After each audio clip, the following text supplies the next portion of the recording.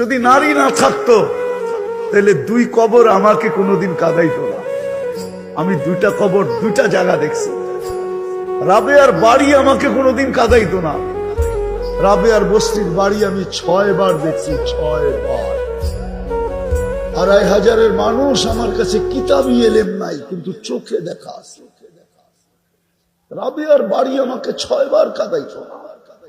রাবেয়া কৃতদাসী মহিলা ছিল, 6 বার এই চক্ষুকে রাবেয়ার বাড়ি কাঁদাইছে।